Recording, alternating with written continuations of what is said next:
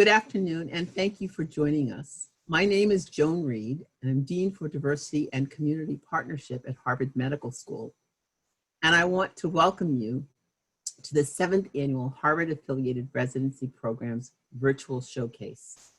The mission of the Office for Diversity, Inclusion, and Community Partnership, DICP, is to advance diversity inclusion in health, biomedical, behavioral, and STEM fields that builds individual and institutional capacity to achieve excellence, foster innovation, and ensure equity in health locally, nationally, and globally.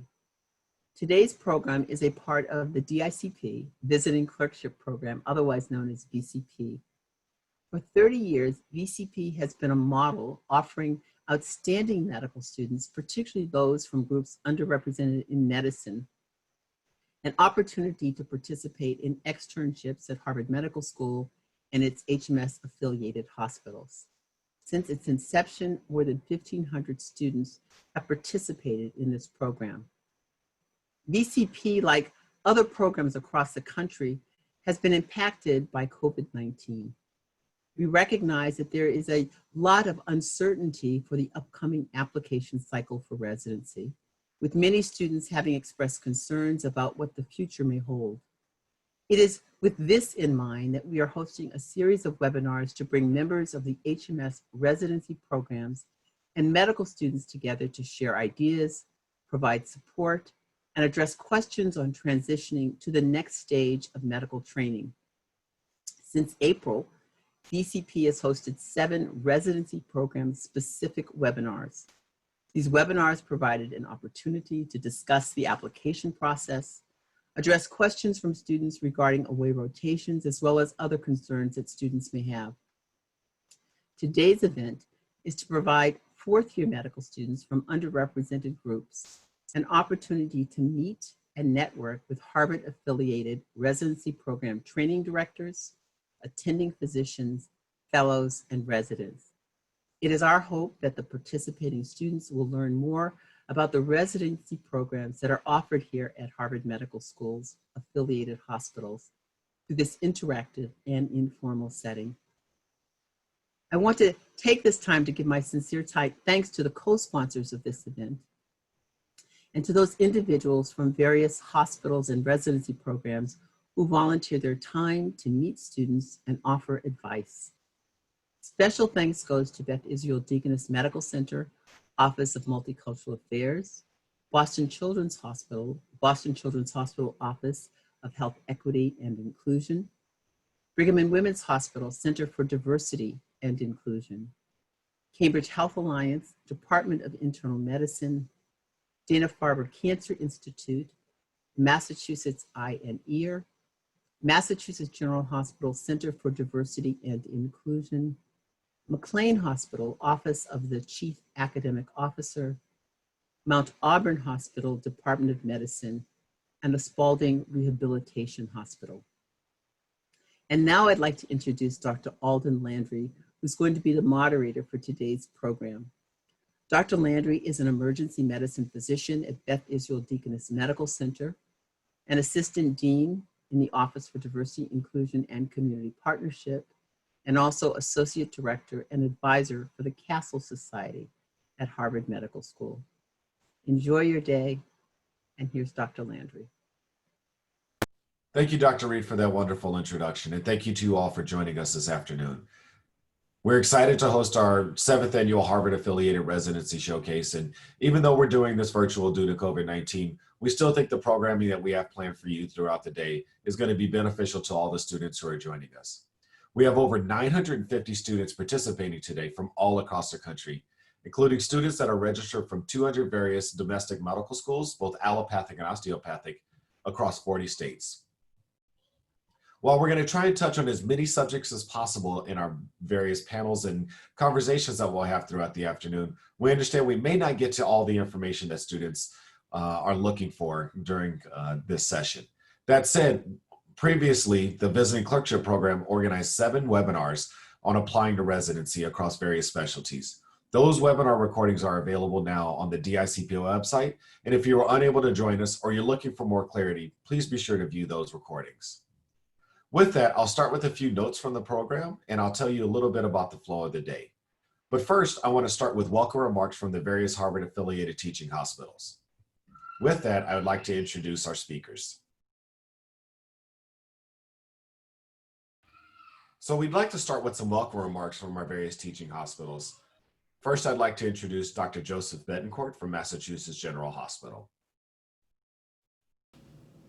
Hi there, my name is Joseph Betancourt. I'm Vice President and Chief Equity and Inclusion Officer at Massachusetts General Hospital. I'd like to welcome you to the 7th Harvard-affiliated residency program virtual showcase. Certainly wish we could all be together. We know these difficult times prevent that. I guess just a couple of quick points I'd make. First is we're thrilled that you have taken the time to hear about what our programs have to offer. We think that we offer a lot and a lot of variety across the Harvard-affiliated hospitals. And so we're excited that you're considering being part of our family. I'd say second, I've been here at Mass General Hospital since 2001. I'm a primary care physician, spend around 20% of my time seeing patients. And since last year have been providing oversight to our efforts around diversity, equity, and inclusion. And there's no doubt that these last 6 to 9 months have posed unprecedented challenges as we think about where we want to go both as a society and a health system around anti-racism and around equity and inclusion.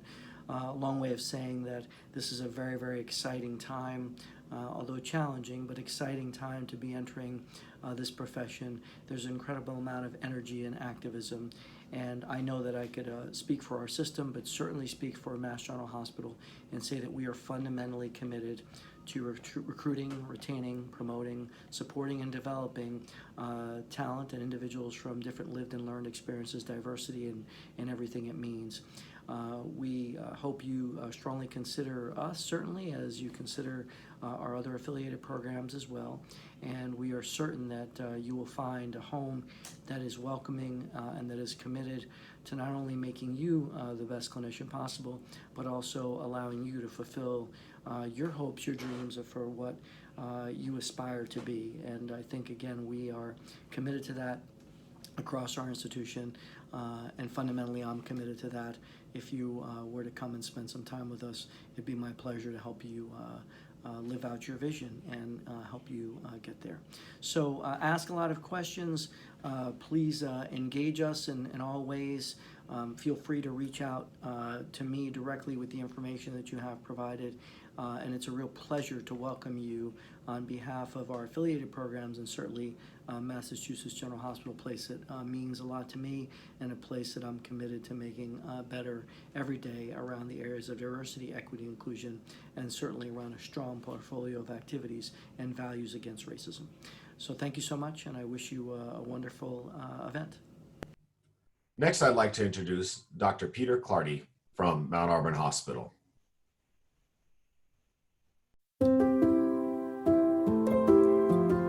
Hello and welcome. My name is Pete Clardy, and I am a pulmonary and critical care physician and the chair of the Departments of Medicine and Medical Education at Mount Auburn Hospital in Cambridge, Massachusetts.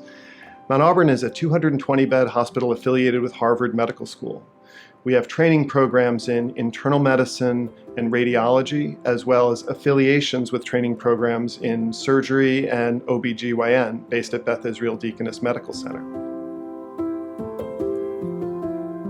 Mount Auburn is a remarkable place, grounded in our communities of Cambridge, Watertown, Arlington, and Somerville, and deeply connected to the needs of our specific community.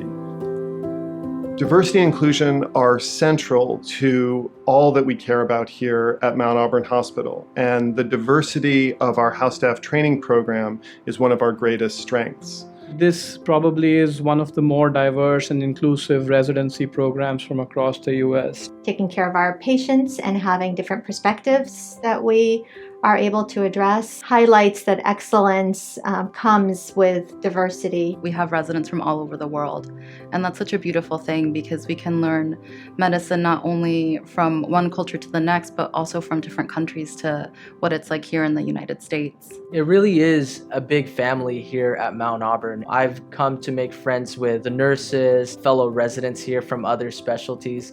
I really feel like it's a great environment to provide the best care for your patients. I look forward to having an opportunity to talk with many of you one-on-one about the remarkable training opportunities that we have here at Mount Auburn, and hope that you have a fantastic time over the course of this showcase. Thank you for being part of it.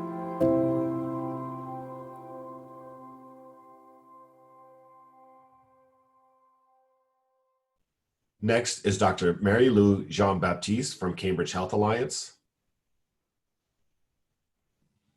Good evening, everybody. I am delighted to be with you today. I am Marie-Louise Jean-Baptiste. I am an internist. I was trained at the Cambridge Health Alliance, and I stay in staff. I've been working there for 30 years. I am the medical director for healthcare for the homeless, and I'm also the director for the minority affairs for the Department of Medicine. Today we're going to talk to you about the possibility that you may encounter if you choose to come to Cambridge Hospital. So we are a very diverse staff taking care of very vulnerable population. As I told you, there is the patient, the healthcare for the homeless, where I work with a team of very devoted people who care for the most vulnerable. And we also have, Cambridge is the home of multiple culture, disenfranchised people, immigrant, newly arrived immigrant, and we try to accommodate them by giving them culturally appropriate care and being sensitive to their culture and remain curious about their culture. We have tandem with community agencies to work with the patient so we can do education, outreach. By myself, do a radio show every Saturday where I teach people about chronic illnesses, how they can care for themselves. And we've been talking a lot about COVID because we have noted that people sometimes don't come to the doctor, they wait too late. So we also have been doing that. We take care of, we have a wonderful psychiatric department, which is also fully trained, where we have multicultural staff working with the patient. And as far as the resident, they get support. You probably will hear from them. We have multiple affinity groups where people can choose the one they feel more comfortable, where they can get their support. At Cambridge, we offer group support to the patient, where we do group visit in their language and according to their need. We also very proud to say that we have a mobile kitchen at Windsor, where we offer people to cooking demonstration and where they can just learn to cook, to do healthy food. Instead of telling them what to do, we work with them so they can get the care that they need. We get input from the community, and with their input, we work with them to become a better place. I am delighted again to be talking to you, and if you have any question, feel free to send me an email. Next is Dr. Danielle Ovechki from Beth Israel Deaconess Medical Center. Good afternoon. Welcome to Harvard Medical School. My name is Danielle Olvetsky.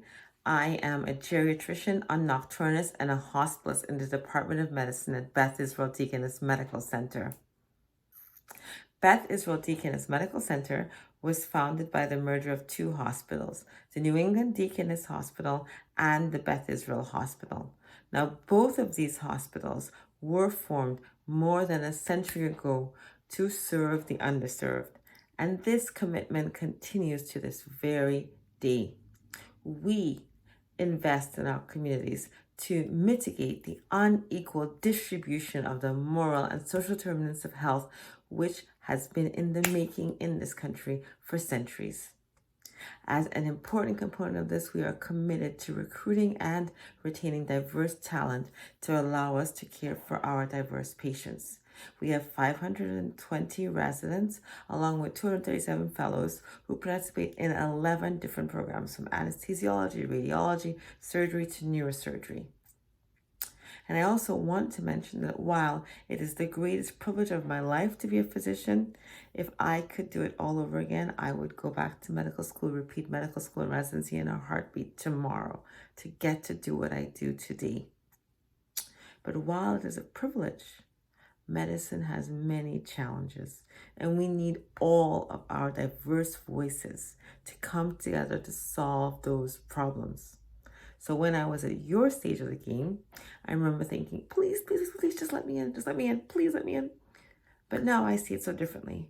We need you. We need every single diverse voice to come together to help us solve these problems. Medicine needs you. And with that, I welcome you once again to Harvard Medical School and Bethesda Deaconess Medical Center, and go get 'em. Next is Dr. Nawal Noor from Brigham and Women's Hospital. Hello. I would like to welcome everyone to today's Harvard Residency Showcase. Thank you so much for attending. My name is Nawal Noor, and I'm the Chief Diversity and Inclusion Officer for faculty, trainees, and students at Brigham and Women's Hospital. I'm also a practicing obstetrician gynecologist in the Department of Obstetrics and Gynecology and the Division Director for Ambulatory Obstetrics and Gynecology. To begin with, I'd like to say a few words about our Center for Diversity and Inclusion. It was established in 2017, and the center aims to enhance diversity by providing career advancement and professional development opportunities. We're committed to increasing recruitment and retention among all diverse faculty, trainees, and students. Our mission is to create an environment where every person thrives and flourishes when they're here. Each year, our diverse and inclusive environment grows stronger and gains momentum as we embrace new ideas, foster retention, and professional development across faculty, trainees, and students, and enhance recruitment processes to continue to foster equality. We consistently work to continue a path towards inclusion at every level by working across departments. We believe our community sets us apart, and our residents are a large part of this community. I look forward to meeting you, and again, welcome. And finally, Dr. Valerie Ward from Boston Children's Hospital.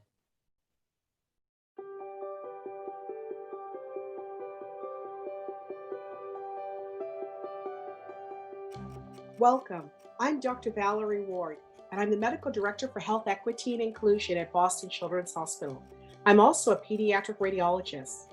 First, I want to thank you for being a part of this important event. It's an opportunity for us to welcome all of you to learn more about Boston Children's Hospital and to share information about our more than 50 training programs. From residencies to fellowships, from pediatrics to pediatric subspecialties, whether you are interested in general pediatrics, pediatric radiology, neurosurgery, cardiology, orthopedics, and more. We have residents, fellows, and faculty who will share their experiences with you. I want to take a moment to acknowledge the unprecedented times we find ourselves in, both due to the ongoing COVID-19 pandemic and the recent national events of racial injustice. Now more than ever, we need talented, motivated, and intelligent trainees like yourselves to change academic medicine. Residents in our Boston Combined Residency program in pediatrics provide care to children both at Boston Medical Center and Boston Children's Hospital. In our Office of Health Equity and Inclusion at Boston Children's Hospital, we work very closely with our residents, the Diversity Council that's a part of their residency, the Diversity Chiefs, and the Associate Program Director for Diversity, Equity, and Inclusion to advance health equity and anti-racism initiatives within the training program and across the hospital. At Boston Children's Hospital, we have many programs and services to support trainees, from all backgrounds. For our research and clinical fellows, the Office of Fellowship Training provides workshops, networking, and other resources. The Office of Faculty Development at our hospital helps facilitate the career advancement of our faculty and leadership development opportunities. And this year, our Office of Health Equity and Inclusion is partnering with our Office of Faculty Development and also with our Chief Education Officer to invest in our new faculty in regards to their development, their career advancement, and coaching. And this is for our new faculty from backgrounds underrepresented in medicine. The residents, fellows, and faculty here today from Boston Children's look forward to talking with you more and sharing their experiences with you. The Office of Health Equity and Inclusion, for which I am the medical director, has the support of our hospital senior leadership to advance culturally effective pediatric care, to conduct research to reduce pediatric healthcare disparities, to support an inclusive hospital environment, and to recruit, retain, and develop a diverse workforce. Our office has an annual symposium in pediatric health equity and inclusion. We also offer a pediatric health equity grant, and that grant is for fellows who are transitioning to faculty positions at our hospital and for faculty who are interested in researching healthcare disparities. We also host a healthcare disparities research working group where we share works in progress across the hospital. Most importantly, please know that Boston Children's Hospital has a commitment to achieving a culture that honors equity, diversity, inclusion, respect, and overall excellence as we deliver healthcare to children, their families, and the communities that we serve. We are committed to supporting pediatric health equity and reducing or ending the effects of racism. Thank you for coming to the Harvard Medical School's Residency Showcase, and we look forward to sharing details about our hospital's training programs with all of you.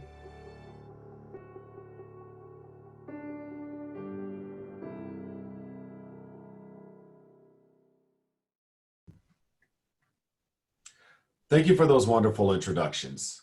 I hope you all learned a little bit more about the Harvard-affiliated teaching hospitals. With that, I want to go over what the program is going to look like for the day and give you a little bit of understanding of how we scheduled the afternoon. First up, we're going to have a resident panel where residents from across the various teaching hospitals will share with you some of their experiences as a trainee here, and we'll also go over what their thoughts are about the application season and how you as students can best approach this upcoming season.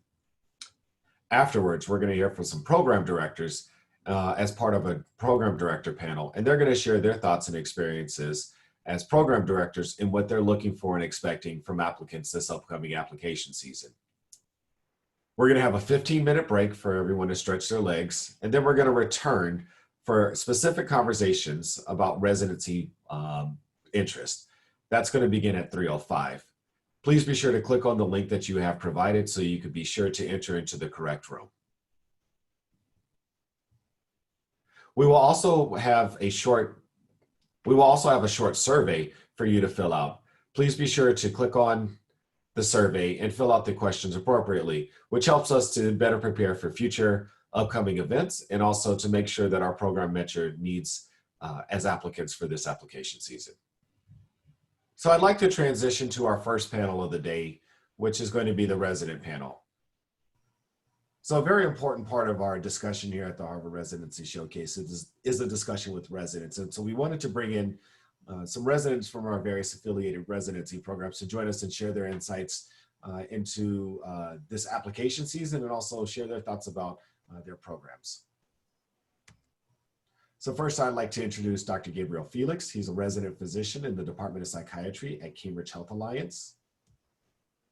Next is Dr. Claude Guerrier. He's a fellow physician in breast radiology at Massachusetts General Hospital. Next, we have Dr. Menora Lake. She's a resident physician in radiology at Mount Auburn Hospital. Next, we have Dr. Damilola Oladeru, who is a resident physician in the Harvard Radiation Oncology Residency Program. We also have Dr. Tyler Rayner, who is a pediatric chief resident at the Boston Combined Residency Program. And we also have Dr. Michelle Troutman, who's a resident physician in the Department of Obstetrics and Gynecology at Beth Israel Deaconess Medical Center. And with that, I want to open up and turn to our panelists and go with our first question. And I believe our first question is for you, Claude, into this discussion. So Claude, I want to turn to you. Can you talk about your experience coming to Boston for your training? Yes, and thank you for that introduction, Landry. So as a first generation Haitian American, I spent most of my life in South Florida, and moving to Boston was actually the biggest adjustment that I've ever made in my life, because this was the furthest north that I've ever been in, being a Southern boy.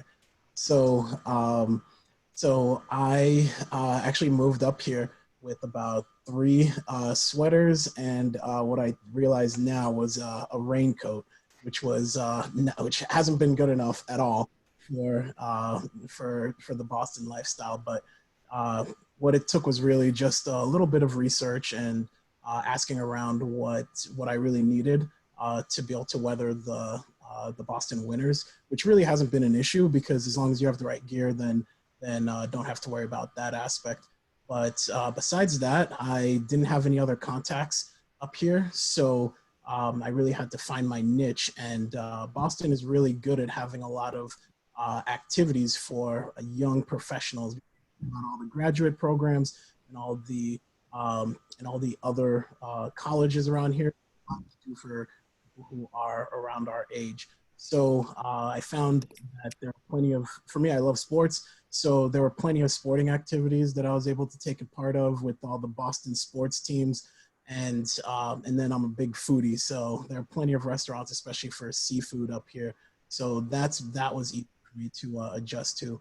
I also took the time to really learn about what Boston had to offer that was new to me. So I took part in actually some dance fitness classes. Yes, I did my first Zumba classes here, and there are a bunch all throughout the city, especially outdoors, Esplanade. And also I went to my first couple of ski resorts. So I learned how to ski, and I have that under my belt. So adjusting just took a bit of doing research and being flexible, but I've loved it since then.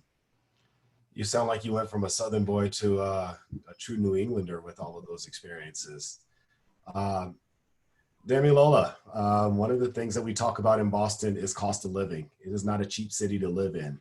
Can you talk about your experience adjusting to that and seeing the sticker shock when you looked for your first place? Thank you for the introduction, Dr. Landry, and the opportunity to be on this panel. So in general, I think Boston is more expensive than other cities. I moved here from New York City.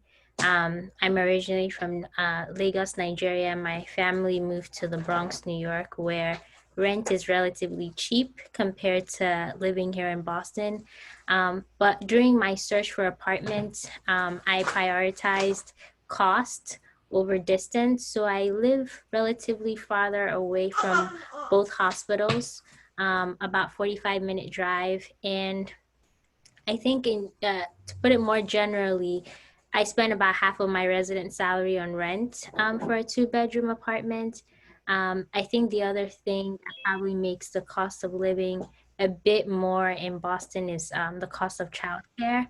I now have a 14-month-old son, so that also has to factor into my monthly budget. But I think generally for residents who are single, some are fortunate to find apartments where they can share with other residents or other single folks closer to the hospitals and can still fairly afford the rent. Or you could live further out in other parts outside of Boston and still, feel relatively connected to the city when you need to be.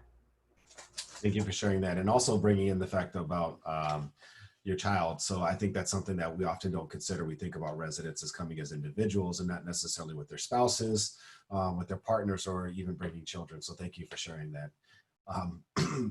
Minor, I think there's an issue that we have to discuss, and it's about racism in Boston. It's something that you hear about in the news, and it's talked about in pop culture, but we should have that conversation here. So would you like to share your thoughts about racism here in Boston? Absolutely. Yes, and thank you. Thank you so much for having a space for this, Dr. Landry, and I'm so excited to be with everybody here.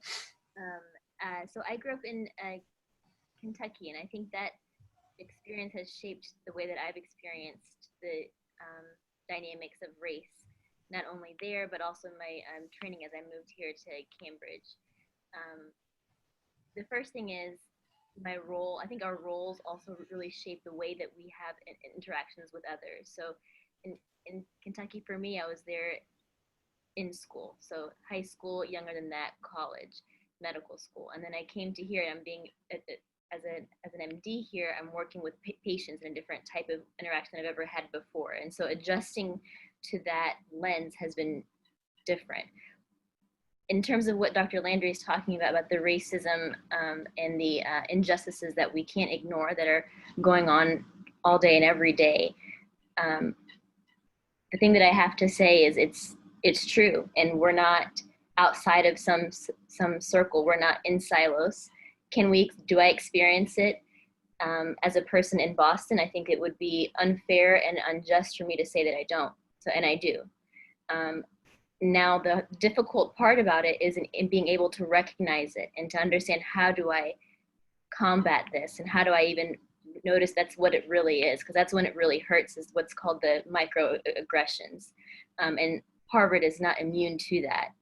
But I think what you need to distinguish is, in your program, do you have a place where you feel a source of resilience? And I can say with confidence that I do.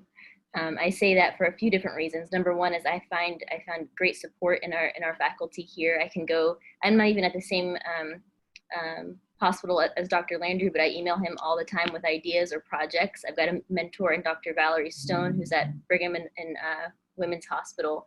And I feel equally comfortable talking about any types of issues or problems that I encounter with faculty that I have at Mount Auburn Hospital. So that's really important, because it's really a way that you see things, and important for you to be able to feel seen and heard. And so I think it would be evident that it happens here. And what is important to understand is, how have we responded to it, and how do we respond to it? And I think we've got a strong force with the program that's offering this program today. Great. Thank you for sharing, and thank you for your honesty. I think it's really important that we have these tough conversations and be open and share that with all the students who are interested in applying to our residency programs, because they have to recognize that they don't exist in the vacuum, and they will be leaving the hospital and going out into the communities that we all live in and dealing with the issues that some of us have experienced. So I think, we could talk about this more, but I really wanted to make sure we got to some really tough issues right off the bat. While we transition to other things that are also important, that I'm sure are on the minds of many students. Tyler, I want to switch and talk about the application. I know a lot of students are in that space where they're putting their final touches on their applications. And they're trying to make sure that they've dotted all the I's and crossed all the T's. Do you have any recommendations for students as they go and get ready to hit that submit button on their ERAS application? Yeah, I think that one of the biggest things that you can do as you're about to hit submit is really just pause and reflect that you've done so much of the work required to apply already, right? You've taken the standardized tests, you've done the clerkships, you've been performing and practicing and seeking out your passions, and you've already demonstrated so much of your values that if you think about the application process as really just a venue for you to share all of the incredible work that you've done, I hope it takes a little bit of the pressure off of it, because really you're just telling your story that you've been creating and living for years now. And I think as somebody who sits on the selection committee, the thing that comes across the most is just that passion for you to own your own story as a unique applicant, to talk about what you're passionate about, where your career's going, and to just draw that line clearly for the people in our positions, for us to see how amazing you are. I think on a practical note, to cross all the T's, dot the I's, to have somebody else spell check it for you if you're not the strongest in grammar like myself is practical, but really take a deep breath and know that you have done an incredible amount of work to get to where you are right now, and people will see that. Thank you. And I think that's a great pivot point with the grammar checks is talking about the personal statement. So Gabriel, one of the things, the other components that we can control at this point, aside from the other stuff that goes in the ERES application, is the personal statement. Any final thoughts and recommendations as they get ready to hit submit button with that personal statement in particular? Yeah, I just really have to agree with what Tyler said in terms of making sure, everything is grammatically and, semantically, organized and clear, I think one thing that's important to do is have someone in the field that you're applying to read it to give you a general sense of what what you're saying, and to have someone who's just good with grammar to look over it. One thing that I actually did was that after I was done writing my personal statement, I actually recorded myself reading it to myself, and then a day later I would listen to it. I would also recommend if someone else could read it and record it, and then that would give you a sense of how someone else is interpreting or how someone is receiving your story. So honestly, you just have to make sure that it's an authentic story about you that shows that you're an amazing candidate, and that you're a perfect fit for any hospital. It shows how amazing you are. That's interesting. I never thought about actually reading it aloud, but I guess that sort of puts it in context for the person that's reading it when they're looking over your application. So thanks for that tip. Next, I want to transition to something else, which is I know that students are sort of looking over and combing through their list of programs that they're about to apply to, and listing out the pros and cons of every residency program that they can imagine that in their specialty. Damilola, as you were going through this process and thinking about picking out programs to apply to, what should these students currently in this cycle be looking for in a residency program? So there are 5 things that I prioritize. That you can look up many things that people will recommend to you for you to be on the lookout for. But 5 key things. First is the structure of learning in that program. Does it suit you? Does it suit your style? Are there frequent didactics? How is it led? Is it run by attendings? Is it run by residents? In my specialty, mock orals after each disease-specific rotation is incorporated. So whatever that means for you in your particular residency program or your specialty, are those opportunities in existence? Second is the track record of the program. Where are their alumni right now? Are they where you envision yourself to be in 10 years? So that means going through their website of your program, of your desired program, and looking through the alumni list and literally just Googling each person's name, see where they're at. Are they in a private practice? Are they in an academic setting? Do people tend to stay in that program, or do they tend to leave? The third is this a place I can call home for the next 3 to 6 years? Do they seem friendly when you were talking to them? If you've heard of people that have gone there, do they all seem friendly? Do they seem to have a work-life balance prioritization? In that program, this might be a period when you decide that you want to get married or have a child. Are there people in the program?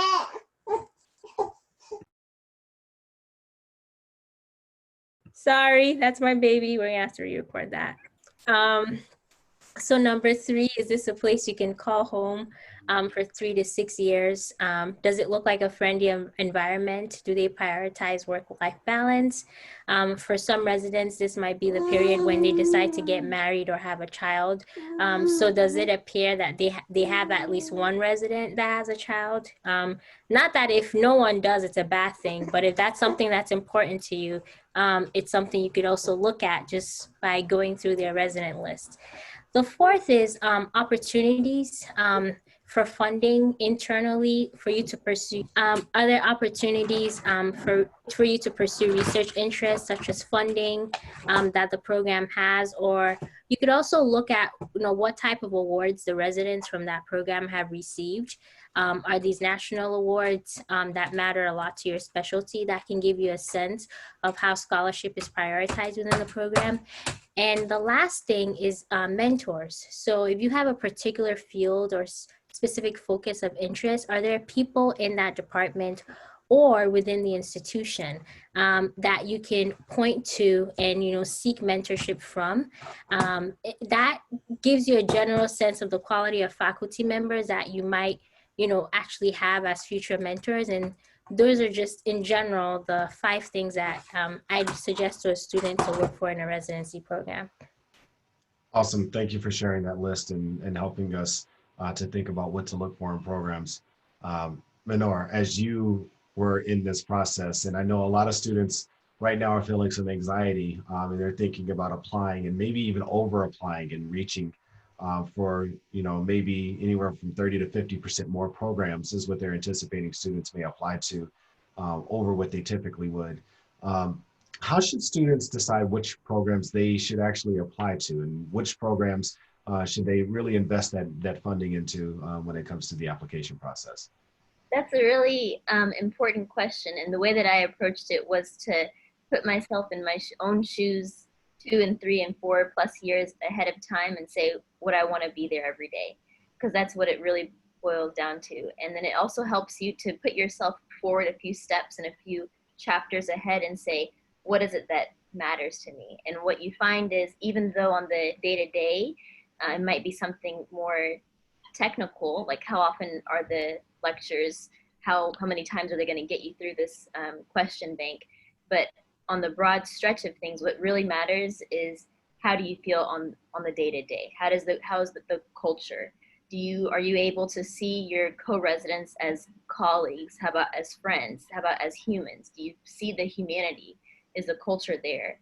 And so exactly echoing what she had just shared with us about what are the key tips in terms of things you want to look for in a program, I think that should be pasted right along to figure out where do you apply, because you want to make sure that you're only reaching out to places that you would be happy to be at or that you think would fulfill that role. And that's why you use the interview process to see how does it stand against in real time now. We see on paper that they seem to be matching things that you want.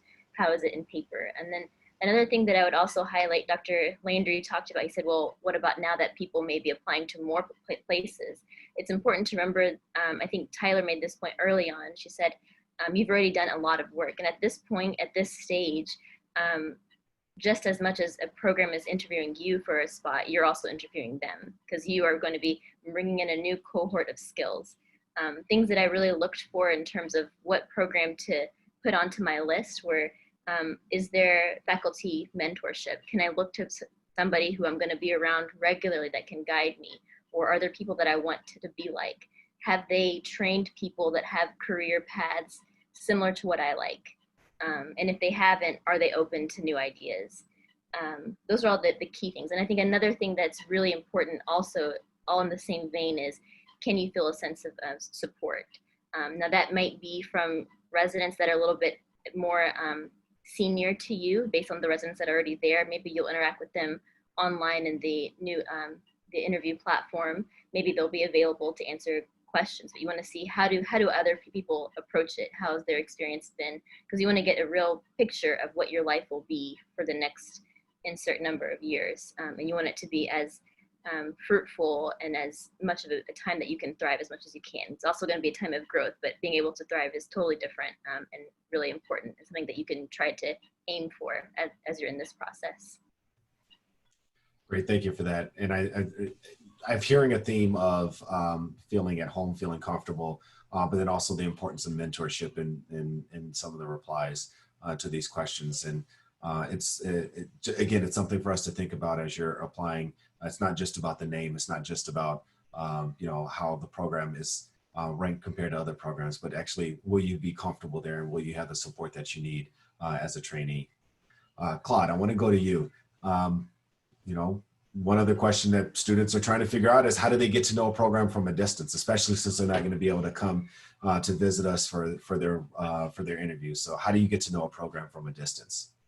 Right. That's we definitely have to adjust the way we think about things since everything's going to be remote now.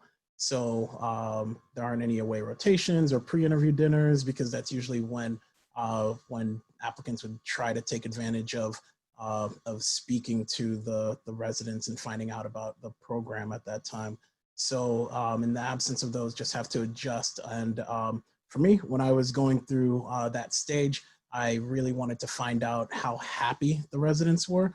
resident happiness was the #1 factor for me, and I wanted to make sure that if the residents were happy, then I could have envisioned myself being happy.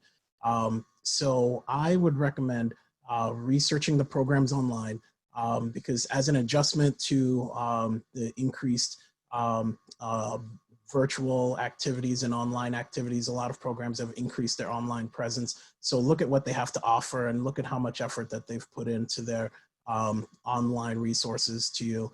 And also look at the residents on the website, as Minora was mentioning, and look at their backgrounds and their interests, and see if you could envision yourself fitting in with those, with the residents.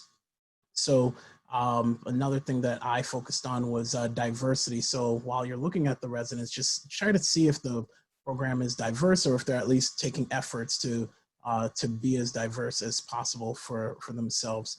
And also take a look at any virtual residency sessions or open houses that they have for that program, in regards to finding out about what the program has to offer, because you that's where you'll really get access to those residents. And even though these can be general because they're on a time crunch, but take that opportunity to reach out to the residents. As you can see over here, I have my Twitter handle right at the bottom of this image. And after the radiology residency virtual session, I received 3 participants who reached out to me on Twitter. We ended up talking on the phone afterwards. Each of them, I talked to them about 30 to 60 minutes each, and I was able to answer all of their questions, during our free time. So they really took advantage of that opportunity, and I was able to tell them all about the program. So I recommend you guys doing the same. That's awesome. Thank you for sharing that. And thank you for being so open and willing to talk to students. I think it's really important for us to be able to reach out to somebody who, is really coming at it from a neutral position and just willing to share, honest feedback about their programs. Michelle, I want to turn to you. We're going to be doing virtual interviews this year. Any recommendations for people as they are in that process of preparing for virtual interviews? Yeah, so I think just practice. Record yourself and then watch it back. A lot of the time when you're kind of on a screen, you're not aware of a lot of the things that you do, such as maybe like nervous twitching or, saying the word a lot. So definitely record yourself, watch it back.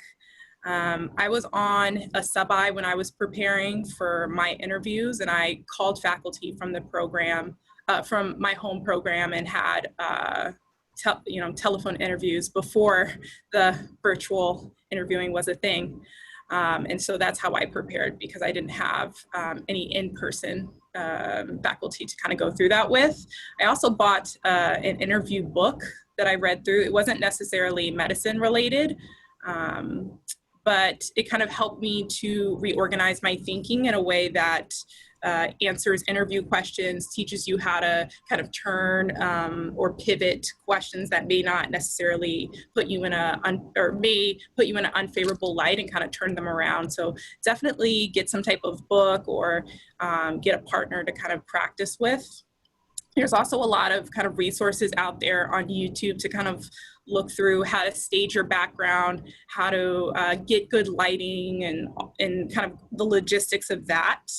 And then I think logistically, utilizing your network. So kind of like Minor spoke on, you're also interviewing the program as much as they're interviewing you. And I think Claude also kind of pointed on this, but asking around, utilizing your network to find out about more so about programs, because they're going to present to you a curated kind of informational session about each program. It may not be satisfying enough for you to kind of commit to 3 to 7 years. So really utilizing the alumni from your medical school, whether or not you're in a fraternity or a sorority, friends of a friends, I think more so than not, people are going to be apt to answering questions about their program and giving you a good sense of what's going on and whether or not they recommend it. And then the last thing I would say would be to reach out to sub-Is who are at that home institution. So I know our institution still has HMS students or Harvard medical students who are sub-Is, and so they could also give really good insight into what it's like to be at this program. I think that's really helpful. And again, relying on your resources, whether it's colleagues that you know from the LMSA or SNMA, who may be at those institutions, is really helpful. So thank you for that. Mm-hmm. I have a question that I want to toss to both Gabrielle and Tyler, and I'll go to you, Gabrielle, first. Since students, again, they can't come for their interviews, but they want to get to know the residents, they want to get to know the hospitals in the city. What should students be looking for, and what should they be expecting from the programs that they're interviewing at during the interview day? Yeah, that's a good question. I think that, in this time, a lot of hospitals, a lot of programs are adjusting to, the global pandemic going on right now.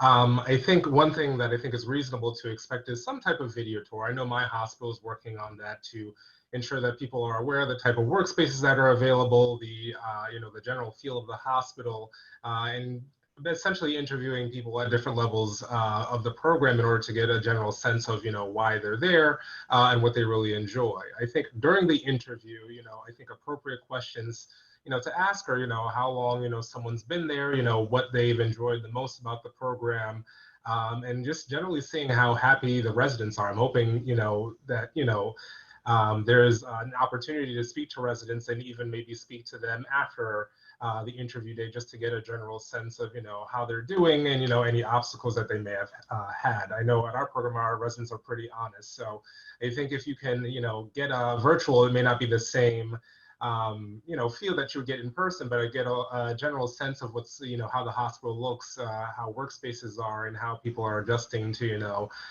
distancing. I think that's a good way to kind of get a feel for the hospital. I'm going to echo a lot of the same things. I think you should expect exactly a virtual tour of some sort. I think a lot of programs are thinking creatively about how to allow applicants to interface with residents still in a meaningful way.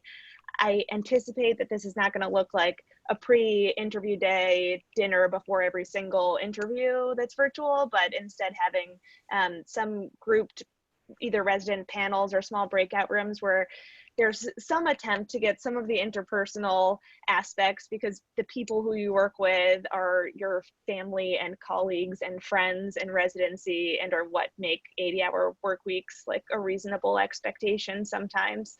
I think the other thing that a lot of people have mentioned is to leverage your network. I want to add one thing to that. You have an existing network, but it's also okay to just advocate for yourself and to approach either the coordinator for interviews or somebody who you meet on an interview day and say, I had an amazing experience. I really am interested in hematology oncology and I didn't get to meet with anybody. Do you have a faculty member who might be able to speak with me? Or like, I really care about LGBTQ health. Are there any residents who identify that way that I might be able to speak with? And I think programs are just as eager as the applicants will be to connect people with similar interests, because we want as badly as you do for you to know us and for you to fall in love with us back. So also feel empowered to ask for what you need to get all of the information to make the best decision for you. And I think just one thing that students should recognize is this is the first time for everybody. So just as much as the resident, as you feel that this is an awkward situation as a applicant to residency, the program directors are in the exact same spot because they are trying to put their best foot forward and impress you all, but they're doing it in a virtual platform. So I think both Tyler and Gabriel's advice is spot on. Damilola, what's the culture in your specialty about reaching out to a residency program after the interview? And did you do this, and do you think it was helpful? So that's an interesting question, because radiation oncology, while I was applying, was going through a specific transition whereby it was discouraged actually to have any type of communication, because there was no real benefit necessarily. They didn't want anyone feeling pressure to make false promises, which I thought was fair. I did reach out to residents at various institutions. If I got the sense during the interview that, someone wanted to say more, but just didn't want to speak more about their experience in a more deep or personal way, I'd reach out personally to that resident and ask more about their experience, the strengths and weaknesses of the program. For me in particular, if there were any underrepresented minority residents in the program, I personally sought their feedback outside the interview about their personal experience, if they felt a sense of belonging in the program, if there have been any awkward situations or incidents of the past, because these are things that if you're not told, you don't know until you get there, and how issues regarding to race or race relations are handled in the department, especially if it's a department that's not necessarily diverse and there's, one person of color in the entire program. It's good to know if you're walking into that same type of situation that might be unfamiliar to you, to sort of, reach out on a personal note for more advice. The other thing that I would add is you're going to interview at various places with different people, and some of the faculty members you'll come across may have trained at other institutions that you're currently applying to.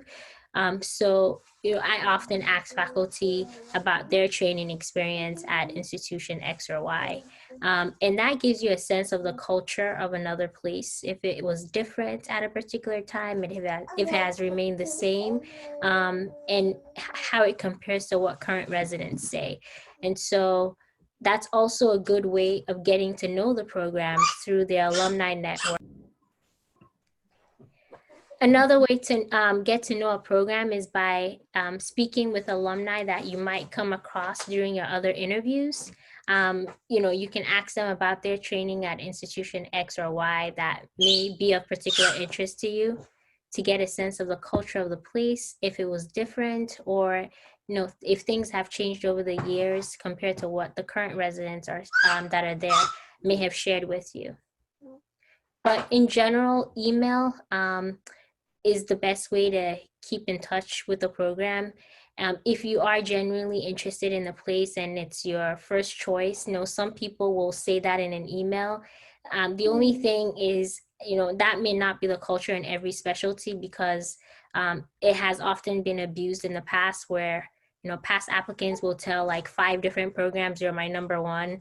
And, most places don't take that seriously anymore, or take it seriously in terms of ranking. So, I'd be very careful about what you share with programs in terms of if they're their first choice or your second choice, because word does get around. In Rad Onc, it's a very small specialty. So be mindful what you say and how you say it, or how it's worded. Thank you for that. And Michelle, similar question. Any thoughts about post-interview communications, and especially those emails saying, oh, you're my number one, or you're in my top 3, and does that even matter? Yeah, so I think OBGYN as a whole is pretty transparent about whether or not they want you to interact with them after interview day. So some programs that I interviewed at were very blunt in saying, don't worry about it. We've already ranked you the second you walked out of the door, so it's not going to make a difference. My program that I'm at now was the only program that I kind of emailed everyone that I interacted with that day, just because I had such a great time and I wanted everyone to hear it. And I don't know if that played a role, but I guess we'll never know. But I think that the most helpful post-interview interaction that I had was actually with an HMS student, because I had such a great day at my interview.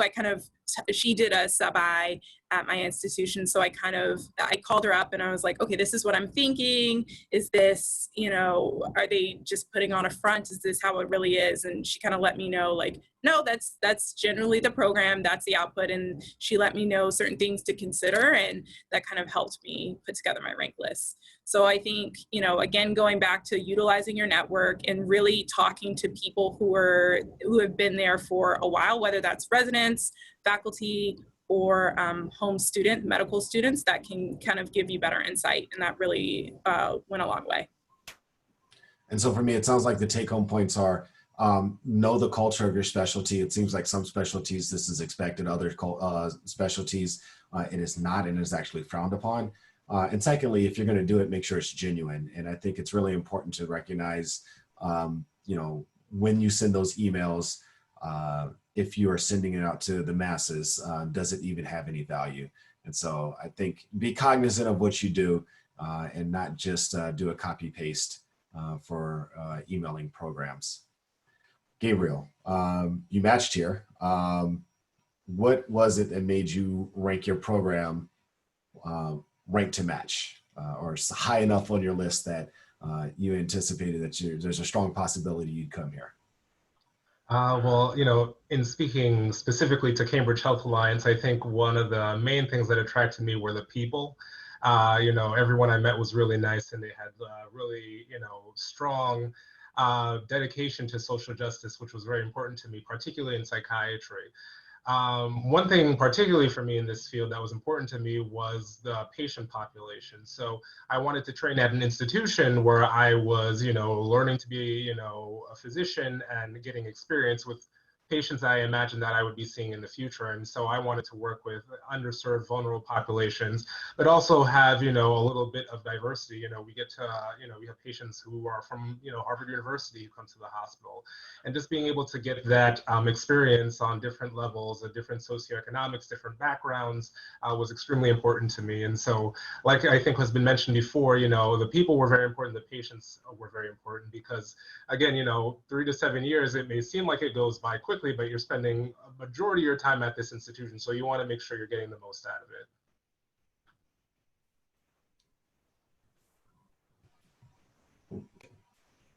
I'm trying to. All right, thank you. And Michelle, similar question. When you're thinking about your rank list, how do you go about putting up programs in sort of that rank to match place? And hopefully you'll end up in your, one of your top programs. Yeah, so I think I touched on this earlier with saying that I had such a good day. And, I remember the Uber that I was taking when I left the program. There was a couple people who had just interviewed as well. And they were all just kind of like, that was an okay program. And I was like, wow, was I at the same interview day as them? Because I had a great time. So I think it was just ultimately a gut feeling, but kind of logistically, it had everything that I was looking for. So I had interviewed with the chair. I loved the chair. I met the program director, Monica Mendiola, who's no longer the program director, but I had met her actually on my away rotation at BCP. And I knew that I loved her and really connected with her values and her vision for, producing strong residents and attendings. Oops, sorry. Hold on, sorry. Also taking consults. So I love the residents. The good thing about BI in our program is that they give everyone off for interview days. So I felt like I was able to meet everyone. There wasn't anyone that I had any red flags on. They also had opportunities to work abroad, opportunities to kind of network. I also am interested in fellowships. So Boston is the only city in America that has 2 of the fellowships in the same city. So that was important to me. It had a strong community involvement. And I think being blatant, I think the program was very transparent about their weaknesses and things that they can improve on. And I was okay with those things. So I think, you may not find everything that you love in a program, but as long as you're okay with some of the weaknesses and, those are kind of lower down on your list and you're getting all of the things that are kind of top 5 that are most important to you, I think that is how you should, rank a program. Great, and I just appreciate that you all are sharing that you recognize the things that you valued in a program, both pros and cons, and it wasn't about the name or the prestige or things like that. So it's really helpful for us to think about really what are you going to look like when you walk out of that residency program and how you're going to be ready to go into the next phase of your career. I just want to get close to wrapping it up. So Claude, any parting advice for students who are applying during this really atypical application season? Yeah, my number one piece of advice is relax, enjoy the ride. Because this virtual interview process, even though it's new, it works in your favor. You have the opportunity to apply to more programs and attend more interviews. So take advantage of that opportunity this year. I remember my medical school peers and I, we had to cancel a number of our interviews either because of increasing travel costs or schedule conflicts or not enough days off during medical school. So definitely take advantage of it. And it really helps to be able to have that flexibility. So another reason to relax is that the ball is in your court. You have home court advantage, so you don't have to worry about figuring out if you have to decide between wearing a coat or freezing while walking around every day, or if you have to wear high heels or flats and worry about going up and down stairs. And that's really another benefit. You can really do these virtual interviews in the comfort of your own home. So another reason that you can really relax and be yourself. So take advantage of that opportunity while it's here. Wonderful. And last question goes to you, Tyler. Any other parting advice, ways that those students who are going to be applying can approach this application season? Oh man, I liked the relax advice. The other thing that I keep finding myself thinking as I'm applying to fellowship right now is, and I don't know if this is true, so take this with a grain of salt, it's just a general feeling. You've heard a lot of people today talk about all of the thoughtful things they researched and considered, from the top 5 to mentorship, to the people there, to the fellowship and job opportunities eventually. And then to the people. And the people is the part that I keep getting nervous about not getting a full experience of. But I'm into this theory, and forgive me if this is ridiculous, but I genuinely feel that if you feel a connection, like if you have that good feeling with a residency program virtually, it is going to be exponentially better when you get there. Like, it is so hard to fake a good Zoom interaction.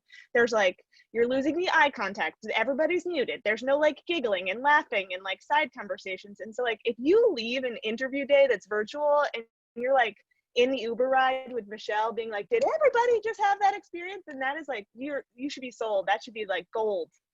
All right. See, now awkward silence. I don't know if anybody likes that advice. I can't see other faces right now. This is what I mean. It either it's gonna feel good or you're gonna be that was awkward, and it's gonna be fine. My last piece of advice is a practical one. Be gentle with yourself. This is gonna be totally new for everybody. Interviewers are gonna mess up. Program directors are gonna mess up. You're gonna speak when you're muted. People are gonna interrupt you.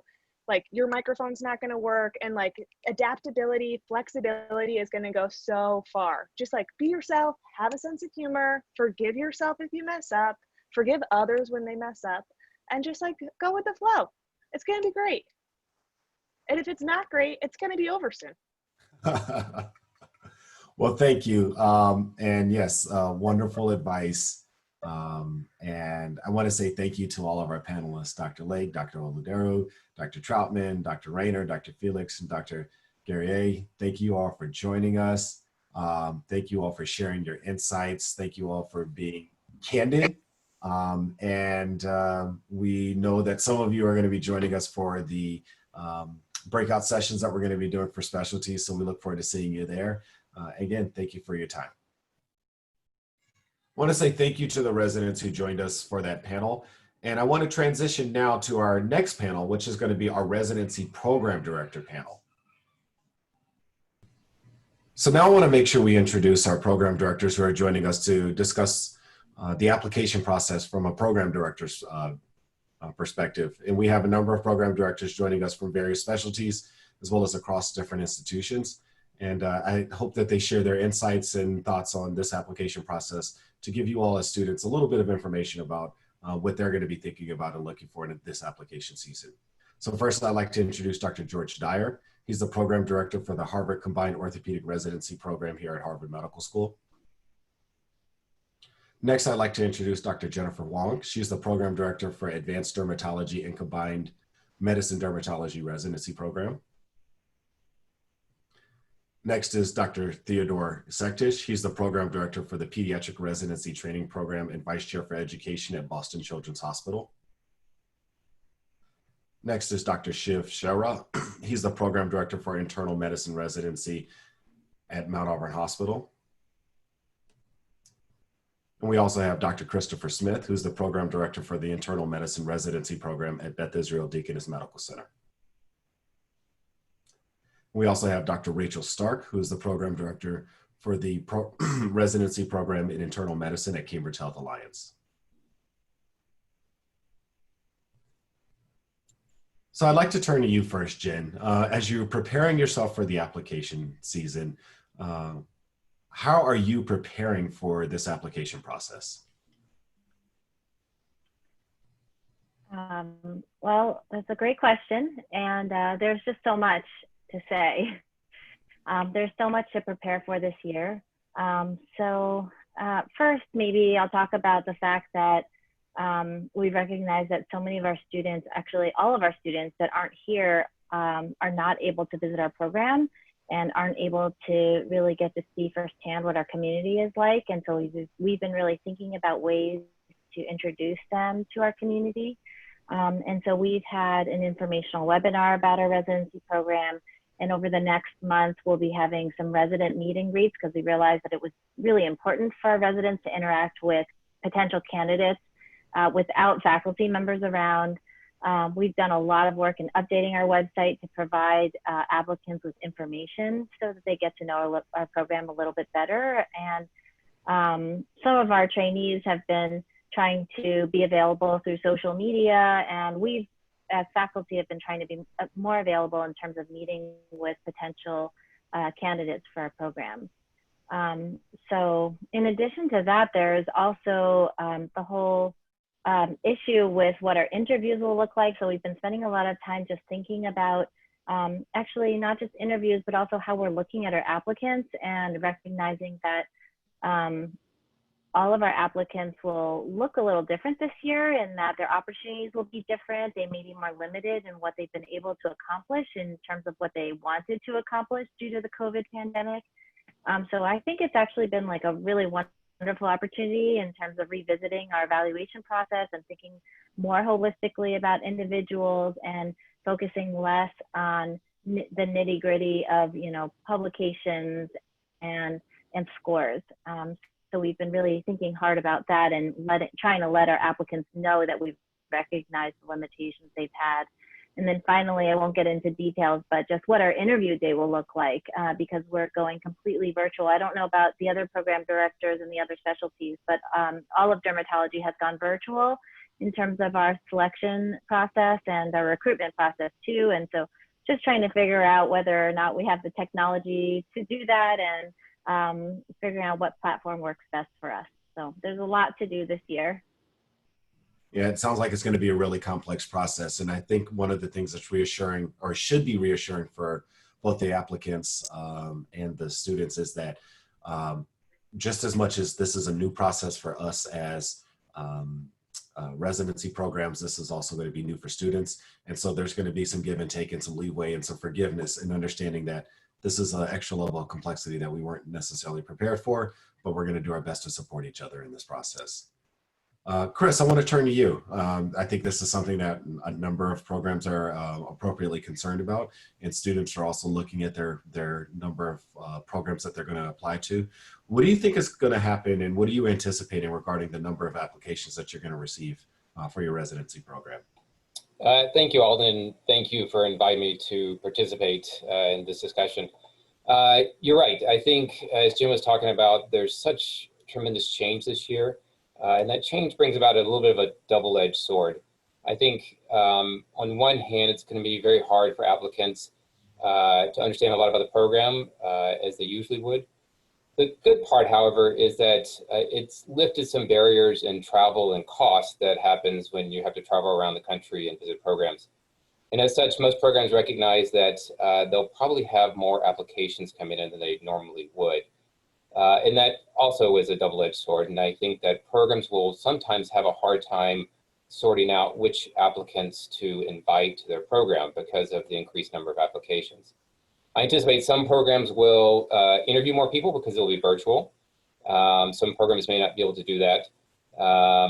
I would encourage applicants that if there is a program that you're particularly interested in, to let the program director, program coordinator know that you have a particular interest in that program. I think that some programs may be looking to try and understand if an applicant truly wants to come to that program, to try and determine if they will be interviewing them. I fear that's going to happen for some programs, some applicants, and I think that it would be beneficial for some applicants to let program directors know either in a personal statement that's personalized to a program or through an email outreach to a program director and coordinator to let them know a particular interest so they can take a special look at that application and extra consideration for them. Yeah, and just a word of caution for the students, if you are going to personalize those personal statements, make sure you're sending it to the right institutions. Ted, similar question, but from the student perspective. As you're advising students and talking to students about the number of programs they're going to apply to, any thoughts on what they should be looking for as far as the ideal number for them to apply to during this application season? Well, it really varies from discipline to discipline. And I'm really aware of what goes on in pediatrics, but I know in some of the most competitive programs, we're talking about people applying to 30 to 50 programs. At least in pediatrics, the number that most students have applied to is somewhere in the order of 8 to 12 programs. And about 80 to 90% of students applying in pediatrics will get their first choice. So it's a little less competitive in pediatrics, but I don't think that because we're in a virtual environment that anyone has to change that. I think that it's very important for students to work closely with the dean's office so they can scrutinize their individual applications and give them the best advice.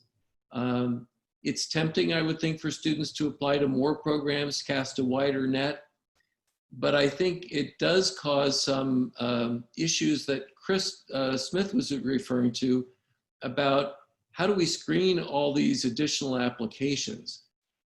We do anticipate there are going to be more applications.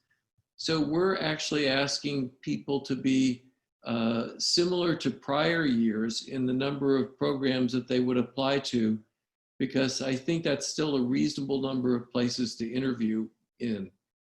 I also think that the interview process, while difficult, expensive, and strenuous to do in-person interviews, I think that people will experience Zoom fatigue if they're on a Zoom call for 6 to 8 hours. And I just think really applying to the programs that you're really interested in, and a place you'd really like to live in with the kinds of features that you think are important to you. And I think that number of 8 to 12 for pediatric applicants seems like a very reasonable number. Thank you for that advice. And I think it's really important to emphasize what you're saying about going back and talking with your dean's office and making sure that your numbers are within reason, because it's very easy for students to over apply during this season because of what Chris mentioned as far as not having to worry about travel. Rachel, similar question based off of what the comments from Chris. You're going to have potentially more applications, maybe obviously with a different timeline. Can you talk about how you're going to go about this process given the shift in timeline? And is there anything different that you're going to do with the application review? Thanks so much, Alden, and thanks for inviting me to be here today. Very delighted to represent CHA and talk about the process and sort of help students upcoming in this really exciting but different kind of application cycle. So I think there's going to be differences, obviously, as were identified by my other colleagues on the panel in the applications this year, because we recognize that students are going to have different kinds of experiences or lack of experiences in the last 6 months or prior based on the pandemic and interruption of things like exams and exam scores.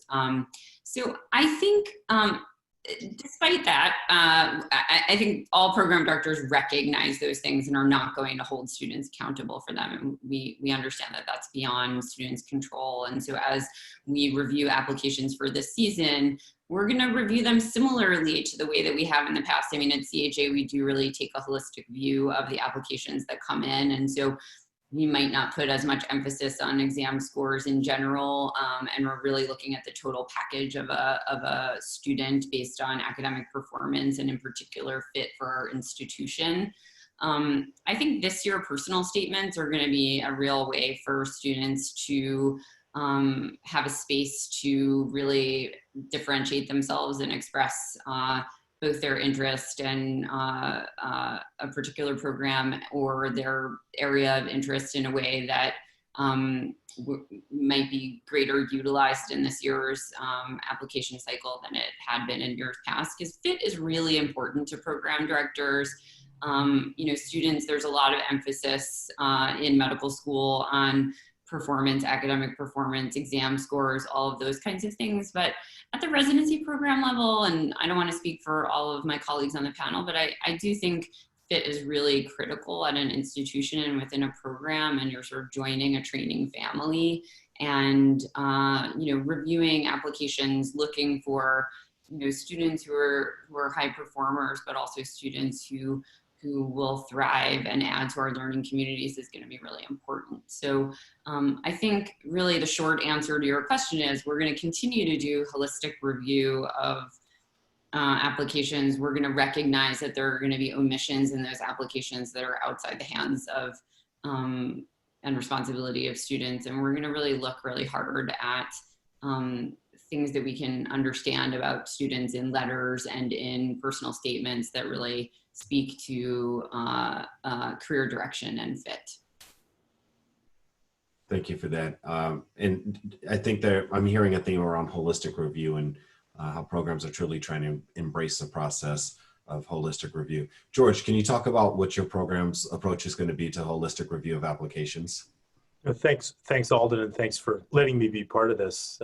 As I've heard each of my colleagues answer these questions, I realize that we are sort of circling around many of the same issues. And I think that question to me sums up several of them. We have always been very interested in a holistic review of every applicant every year. This year is going to be, as many have said, really unique. And for us, honestly, it's an opportunity. I see it as a pain in the ass, of course, and a hardship, but also an opportunity for us to reach beyond what is our usual kind of stable, our feeders for the residency in orthopedics. And we've actually already seen that in the virtual rotation that we've been running now for 6 weeks. And we have just a wider variety of really fascinating, interested students who have signed up for our virtual rotation, then are normally able to travel to Boston in the summer months to do an in-person rotation. So it's already a win for us already. And we hope to carry that in a strong way into the fall. My advice for those listening would be to make that easy for us. Give us the chance to see all of who you are. And there's a couple things concretely you can do. One is not to apply to 1 million programs. So in orthopedics, the mean number of applications is upwards of 60. And there are many students who apply to 100 or more of the 170 orthopedic residency training programs, which is burdensome in any year, but it's going to really be hard this year for us to give each of you the look we want if we're just snowed under by 1 million applications. So just think really carefully, and others have said it, about the place you want to go and resist the temptation to click boxes somehow to sort of hedge your bets. Because I think actually it will weaken your application to spread yourself too thin. Just concentrate on a few. So that's one suggestion. The other is to ask your letter writers to dig a little deeper than regurgitating your CV in the letter they write for you. Remember that we haven't had a chance to meet you, most of you. Just remind your letter writers of that and use the space in the letter of recommendation to paint as full and as nuanced a picture of you as they can do. And then the last thing, and this I don't speak for every residency program in orthopedics when I say this, but this is a year that I would welcome, out of the 3 or 4 letters of recommendation that come in your package, I would welcome one of them to be from a non-orthopedist, actually. If it's somebody who really knows you well and can shed a different light or angle or aspect of you than we would otherwise see. You know, with that comment, I'm sure there's some applicants out there breathing a sigh of relief because they're concerned about those letters and making sure they have the right mix of letters from their specialty that they're applying to. Shiv, I want to turn to you now and talk to you about the MSPE, the Medical Students Performance Evaluation. How do you use that as part of your application review when you're reviewing applicants? Thank you, Alden. Great question, actually, and I'll come back to holistic review after I talk a little bit about MSPEs. So it is a good overview of a candidate. You know, it's helpful because it will highlight the accomplishments. It gives us a good perspective of candidates' accomplishments during the medical school, right? You know, it highlights sometimes notable characteristics, you know, voluntary work, research interests as part of the MSPE. Depending on the school, sometimes it'll tell us where a candidate ranks amongst their peers. For us, we like to read more of the subjective part of the MSPE. For us, it forms part of, you know, one important part of an otherwise, you know, a very important application with multiple aspects to it. So I would say it's an important component of a holistic review, but in no means is it like an end-all or a be-all of an application. This year, we know the MSPs may look a little bit different just because the rotations have probably been a little bit different. And I suspect all programs will take that into consideration while looking at the MSPs.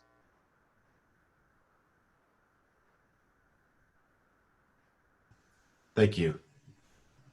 And I want to turn to you now, Chris. Again, going back to this timeline, obviously there's a shift. Typically, you would be reviewing applications in September, early October. Now you're not going to be able to look at applications until the end of October. What are the implications of an application coming in that's incomplete? Maybe a letter's missing, or you know, there's some other component that the students haven't already uploaded into the system when you start to do your application review. Yeah, thank you, Alden. I want to reiterate something that I think Rachel may have said earlier, or at least some of our colleagues had talked about.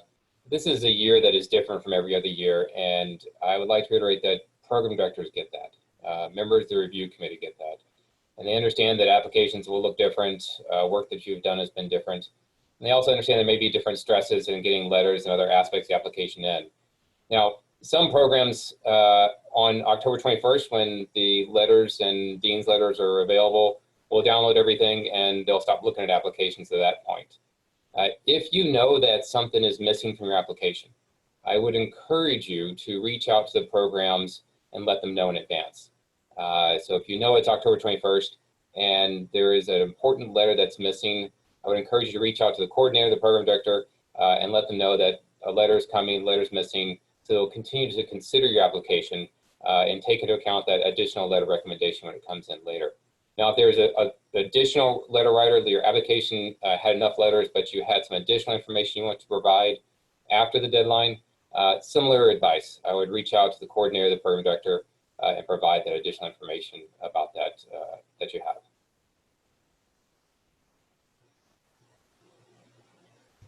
Yeah, I think it's really important for students to think about how they get their application in on time, especially with the time crunch that we're all going to be under as far as reviewing applications. So students, please do your best to make sure that you have all the things under your control that are in. And if you feel like there's something missing, be it a letter writer, it's okay to give them a gentle nudge to encourage them to get that letter uploaded into the system for us to do the review, or maybe sending it directly to the program or the program coordinator so they know not to overlook your application. Rachel, you mentioned this a little bit earlier about the value of the personal statement, maybe having a little bit more value this application season compared to others. as students are putting their final touches on their statements, any words of advice to make sure that this is both personal and a statement? Yeah.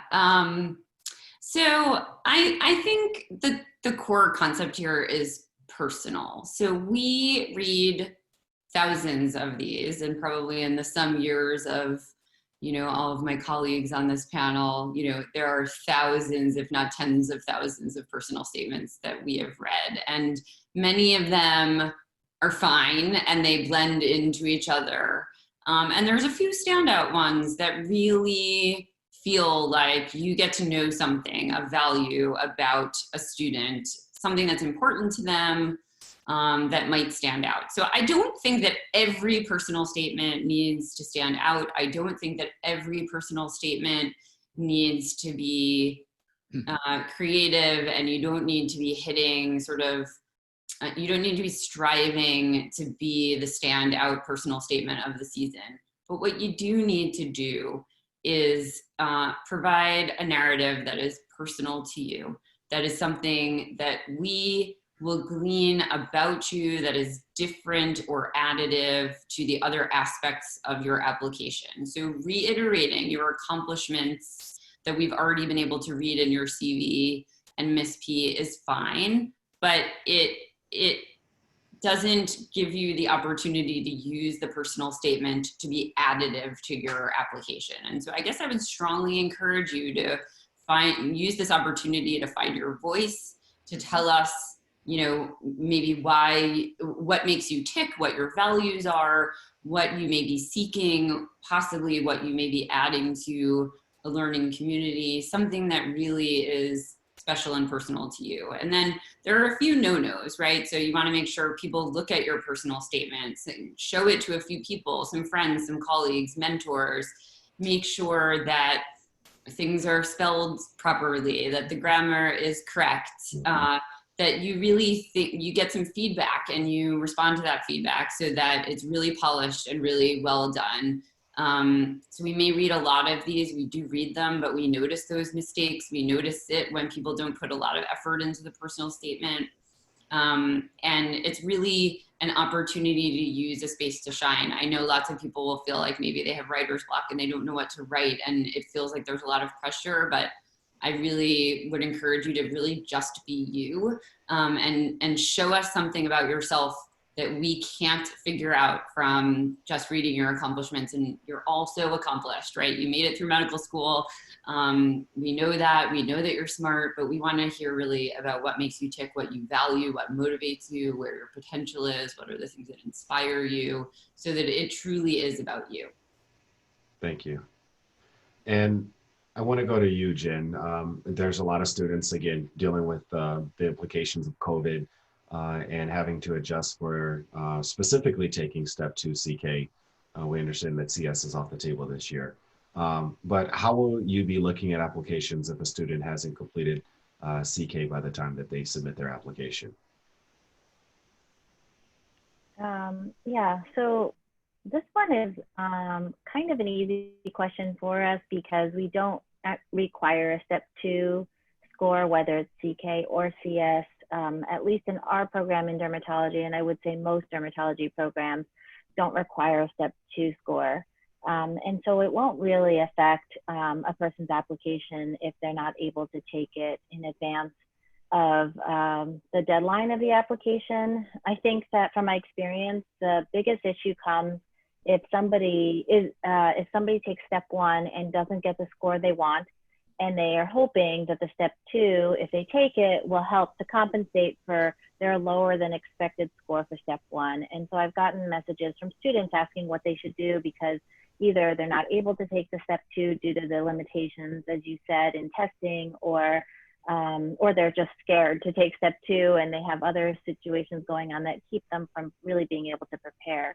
And again, as I said earlier, I think this whole process, or this whole current situation, has really allowed our specialty to look more carefully about the things that we prioritize. And I would say I've been really happy to see that our specialty has come to consensus in terms of de-emphasizing the USMLE scores overall. And I wouldn't I just don't want students to worry if they aren't able to take step 2, even if they got a score on step 1 that they weren't so excited about, because we, as a specialty, and I can say also for sure with our program, don't have a board score cutoff, and we really look at many components of the application and really want to, learn about the applicant as an individual. So the last thing I will say is there are other things like that, like letters of recommendation, how many, as George said, how many need to be within the specialty. And I would really encourage students to look at each individual website for the program to see if there have been any changes. But for dermatology, our specialty has said that we only require 1 out of 3 or 4 to be dermatology specific, acknowledging that many people haven't been able to go on away rotations and they may not have a home program and just may not have the letters that they would normally have in prior years. Thank you. Now I want to start talking about the interview process. Ted, as you are preparing yourself and your interviewers for the virtual interview process, what are you doing that there are going to be more opportunities for students to participate in interviews, given that the process is all going to be virtual? Yeah, one of the major things that we're doing this year is that we have taken a really active effort to train all of the leadership in our department and our program in diversity, health, equity, and inclusion issues, and to make sure that all of our interviewers have been trained in implicit bias training, because the social movement that's going on in this country makes this an imperative for our program. The other thing that we're doing is we're really cognizant of the fact that people are quickly becoming facile with Zoom, but we need to actually prepare them for things like the interruptions that we just had with my presentation, and to have the backup so that the interviews flow very seamlessly for both the applicant as well as the interviewer. And with those two things, we're hoping we're going to be able to provide a really objective way of having interviewers conduct an interview, and also for applicants to present themselves.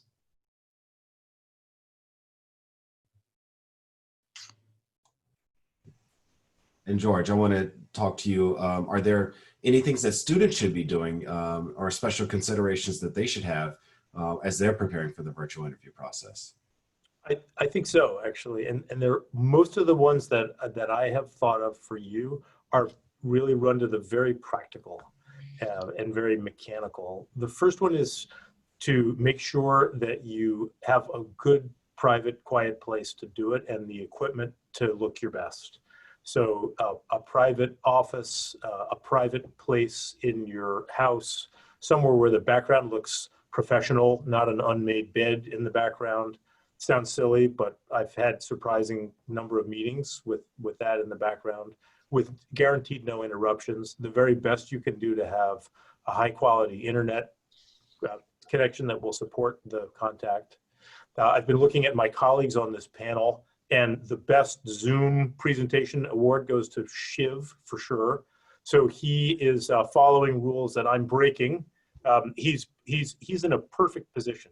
So he's in front of a real gleaming desk, but not too bright. There's professional looking books behind him. He's gently lit in the foreground. Those things really matter. Look straight at the camera, even though it feels really unnatural, because while you're talking to somebody whose picture is on the screen, if you look at the screen, you seem like you're sort of shifty and untrustworthy and you're not looking at the interviewer. So looking at the interviewer is to stare down the camera, which is unnatural. Those are really my advice, and they're totally practical things. The last piece of this is to practice it. So have somebody do a virtual interview with you and work out these kinks. Make sure that your background works. Make sure that your camera has enough quality. Make sure that your internet is sufficient, and so forth. Good luck. I feel like I'm personally going to have to step my game up with my my Zoom background then. Shiv is a tough act to follow. He is. All right, well, I have a question for you, Shiv. So as we're thinking about this application season, there's not going to be night out with the residents. There's going to be virtual tours of the hospital at best, and there's not going to be those lunches with the trainees. How are you, and what are you going to do to offer resources to applicants so they can learn more about your program during the interview day? So Alden, for us, this was a very important part of the interview process. We really want applicants to get to know us and get to know our program. And we'll try our best this year also that the same happens. Apart from updating the residency website, having a bigger presence on social media, we are trying to get some testimonials from our current residents, people who just finished residency and people who graduated over decade to 2 decades ago, just to see what they have to say about the program so we can share it with the applicants on our website. During the interview day, we plan to reserve a significant amount of time where we can have our residents speak with the applicants without faculty being present on the Zoom or on the virtual platform that we decide to finally use. And we are also in the process of looking into the logistics of trying to do a pre-interview night still, despite everything that's going on, is just to try and see if we can have a few of our residents meet interested applicants like the night before the interview over an informal Zoom conversation where, again, no faculty is present, where they can get to know the residents they can get to know the program from a resident perspective. The last part, we'll see how well we're able to plan the logistics behind. Having said that, it won't be the same, but we will try our best that applicants get to know our program. And I'm sure other programs are also trying similar things, try and get to, try and make sure the applicants get to know the programs as best as possible. And one comment I'll make to the Zoom, it took a long while to actually get this set up properly. Thank you, George, for the comment. Awesome. And Jen, question for you. You're a program director for a very competitive specialty. Students may apply and not get offered an interview. What should a student do if they don't get offered an interview? Either they get rejected or waitlisted at a place that they're genuinely interested in. Yeah, it's a great question. I'm going to spend the majority of my response reassuring the student because I think that it will happen. If you apply to 60 programs, that means that you would hopefully go to any of those programs if you match there. And so you will be potentially disappointed and not get an interview at a program that you feel like you could see yourself at. And what I would just first say is if it's a program that you're really interested in, that you could try to reach out to one of your mentors or your advisors and ask if they could reach out to that program on your behalf. And I think when you do that, do it with as much grace and humility as possible, knowing that regardless of the response, you are trying the best that you can, and that there may be reasons, and there likely are reasons that a program has not offered in you an interview that is not based on your accomplishments or your potential, and just to really try not to take it personally and not to let it get you down, because there are many other programs that are going to be a good fit for you. And that would be the last thing that I would want to say, that even if that program was a place that you felt like you really wanted to see, that there are many, many other programs that could be and will be a good fit for you. And the opportunity to interview at any of these other programs is a way for you to get to know programs better and to figure out that fit. So again, not getting an interview at one of the programs that you're excited about is not necessarily the worst thing in the world, and things do happen for a reason, but do try to reach out if you're very interested or there are personal reasons to a mentor or an advisor to see if they can help reach out to the program. Perfect. Thank you for that. And Chris, just shifting a little bit further into the timeline, students have completed their applications, they've done their interviews.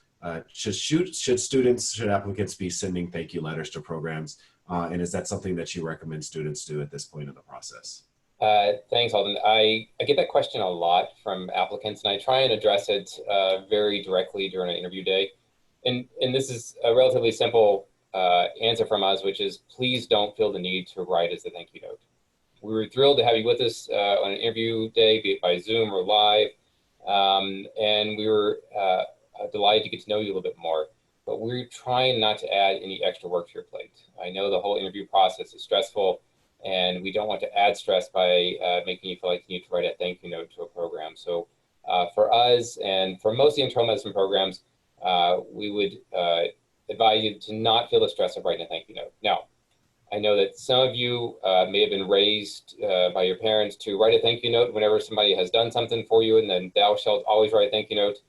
And if you walk away from an interview day not writing a thank you note, if it causes some sort of guilt for you that your parents had set upon you, I don't want to be part of that either.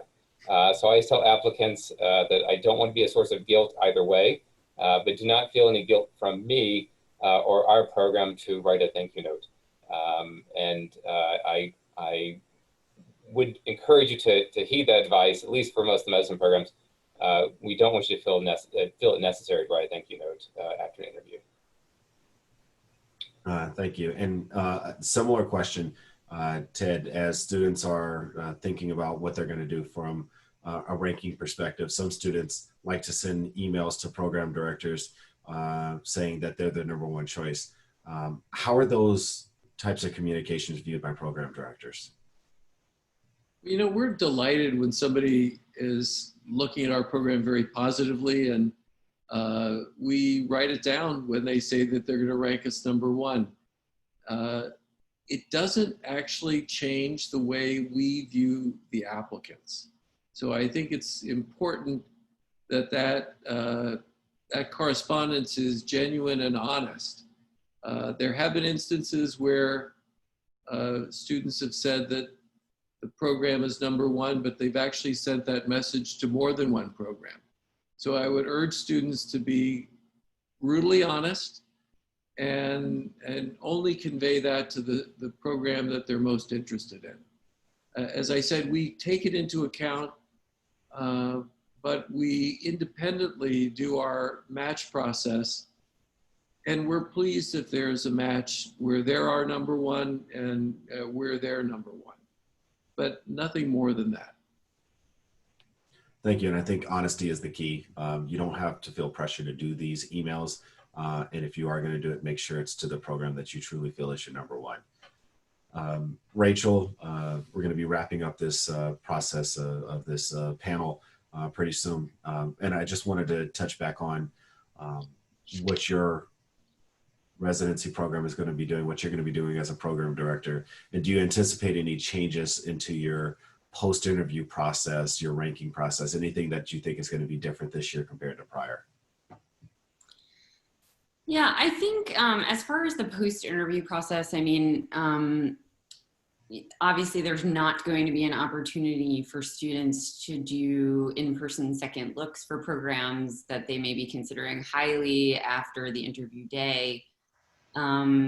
We're considering options of sort of, you know, are there virtual get-togethers for students who might want to have another shot at meeting some more residents that they weren't able to meet on the actual day, and offering those types of opportunities to help students solidify their decision making in a way that we, you know, might not have done in a sort of regular applicant season. And similarly, the opportunity to potentially meet with faculty members who might have similar areas of interest or academic pursuit or research that might match up to a student who we met on an interview day but didn't necessarily know about those, you know, potential opportunities for matching, or potentially students who might have additional questions. So we're going to work hard to use the opportunity that comes in the virtual space in this academic year to allow students to have as much information about our program as they actually need to have to make a decision. I think all of the programs are pretty confident that in a non-pandemic year, we've done this so many times that we know that we're in person, we're providing students the right information. And this year it's new for all of us. So we're gonna need to be flexible and try to really provide access to our applicant pool to more information as needed. I think when we sort of pivot towards the ranking process. I'm not sure that we're going to be doing anything much different this year. We're going to still be looking for the same kinds of things in the interview process and our conversations with students online. And I'm pretty confident that, you know, the same way in which we've organized our rank list in the past, we'll have enough information to do that this year. So I'm not sure that much will be different for that aspect of the post-interview season. Good. I'm sure that's reassuring for the students to hear, and then also for you to not have to do additional work as a program director. Shiv, we're going to wrap it up here with a question both for you and for George. Are there any other pieces of advice for applicants as we finish out this session? Anything that you think that we didn't talk about enough that you want to make sure that the students who are listening and considering your program or the many other programs affiliated with HMS would that they should know? Alden, so, you know, this is a unique year. Every program will probably do things a little bit differently in that timeline for reviewing applications when they send out interview invites. So one recommendation I would make is don't read too much into timelines of interviews. Don't read too much into interview numbers this year, because this is new for everybody. I don't know how it will play out. I doubt program directors also, most program directors know how it will play out. I'll say that despite, you know, while it's a non-traditional year, it's a very exciting time in your careers, and I would encourage people make the most of it. Slightly different process this year, but try and enjoy the process of getting to know the different programs you interview at and different people you interview with. And no other specific advice as such from my end. And George, anything else you'd like to add?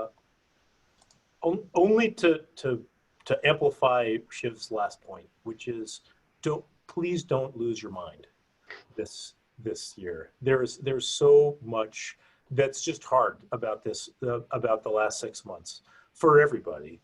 But remember, we're all in the same boat. We are just as interested in you as we ever were.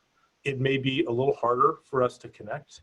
It may be just a little bit of a different process, but in the end, you're going to be successful in this, as you have been in nearly everything you've done in your life. And this is going to work out. As exactly how, none of us knows, but this is going to work out for you. So I hope each of you goes into this with a lot of optimism and confidence and expectation to enjoy it. Great, and I think that's an excellent way for us to end this discussion. I just want to say thank you to all of our panelists for joining us and working with the Visiting Clerkship Program and the Residency Showcase over the years. Thank you for your time and your commitment. So thank you to Dr. Sarah, thank you to Dr. Smith, Dr. Wong, Dr. Stark, Dr. Sektish, and Dr. Dyer. And we will wrap up this session here with our program directors. Thank you for your time. Thank you to the program directors for joining us this afternoon and sharing their insights on the application process. We're now going to transition into a break, which is going to be followed by our residency-specific breakout rooms. You should have received a link to join a specific residency program.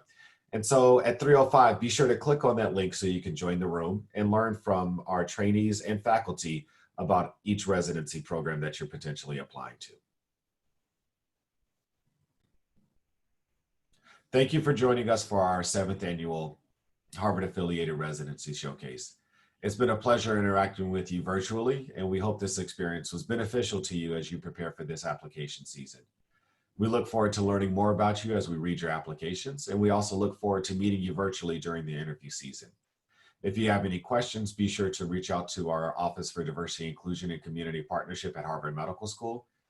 And again, we look forward to seeing you here, hopefully as one of our trainees in the upcoming year. Thank you again for joining us, and have a good afternoon.